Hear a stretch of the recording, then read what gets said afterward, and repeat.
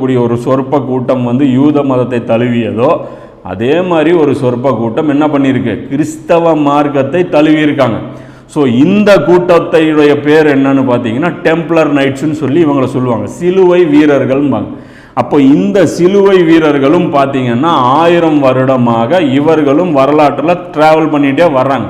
இப்போ ஒரு கட்டத்தில் போய் தான் இந்த சிலுவை வீரர்களும் இந்த ஆஷ்கனைசி ஜூஸும் சேர்ந்து பனி இஸ்ராயல்களோட கூப்பிட்டு, பனி இஸ்ராயல்கள் நீங்களே வாங்க, நாங்கள் 2 பேரும் சேர்ந்து உங்களுக்காக இஸ்ரேலை உருவாக்கி தரோம் அப்படின்னு சொல்லி கூப்பிடும்போது இப்போ பனி இஸ்ராயல்களில் சில பேர் இவங்களோட சேர்ந்துக்கிட்டாங்க. நிறைய பேர் இதில் சேர்றதுக்கு விருப்பப்படல. ஏன்னா இந்த 2 பேருக்கும் மதம், கொள்கை, நியாயம், தர்மம் எதுவுமே கிடையாது.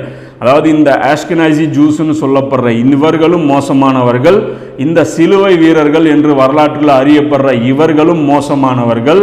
இவர்கள் 2 பேரும் என்ன பண்ணுறாங்க, வாலண்டியராக வந்து நாங்கள் உங்களுக்கு ஹெல்ப் பண்ணுறோம் அப்படின்னு சொல்லி அது வரைக்கும் ஒடுக்குமுறைக்கு ஆளாகிட்டு இருந்த அந்த யூதர்களை நோக்கி வாங்க நாங்கள் உங்களுக்கு உதவி செய்கிறோன்னு ஒன்று இவங்க வந்து என்ன பண்ணுறாங்க, அவங்களுடைய அந்த தோளில் ஏறி சவாரி செஞ்சு தான் இன்னைக்கு வந்து இந்த இஸ்ரேலை வாங்கியிருக்காங்க.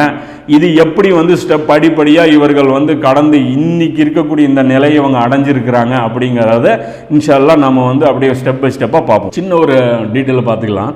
என்னன்னா யாஜூஜ் மாஜூஜ் அப்படின்ன உடனே நம்ம எல்லாருமே என்ன நினைக்கிறோம் அப்படின்னா அவங்க எல்லாருமே ஒரு யூனிட்டாக இருப்பாங்க, ஒரே மாதிரி வந்து மனித குலத்தையே வேட்டையாடும். அவங்க மனிதர்களாகவே நம்ம நம்பலை, அதனால் வந்து அவங்க மனித குலத்துக்கு அவங்க வந்தாங்கன்னா அடித்து சாப்பிட்ருவாங்க அப்படிங்கிற மாதிரி நம்பிட்டு இருந்தோம்.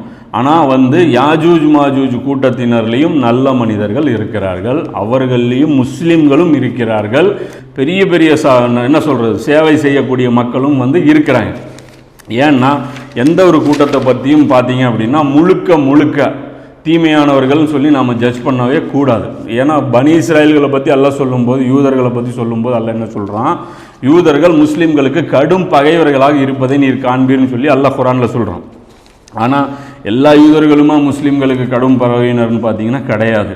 ஏன்னா மார்க்க விஷயத்தில் அதே மாதிரி காஃபிர்கள், இணை வைப்பவர்கள், முஷ்ரிக்குகள் இருக்காங்க இல்லையா, அவர்கள் முஸ்லீம்களுக்கு கடுமையான பகைவர்களாக இருப்பார்கள்னு சொல்லி அல்லாஹ் குர்ஆனில் சொல்கிறான். இப்போ இன்றைக்கி நம்ம கூட இருக்க எத்தனையோ முஸ்லீம் அல்லாத சகோதரர்களோடு நம்ம பழகிறோம், இவர்கள் வந்து நம்ம மேலே வந்து கடும் பகையினர்களாக இருக்காங்க இல்லை.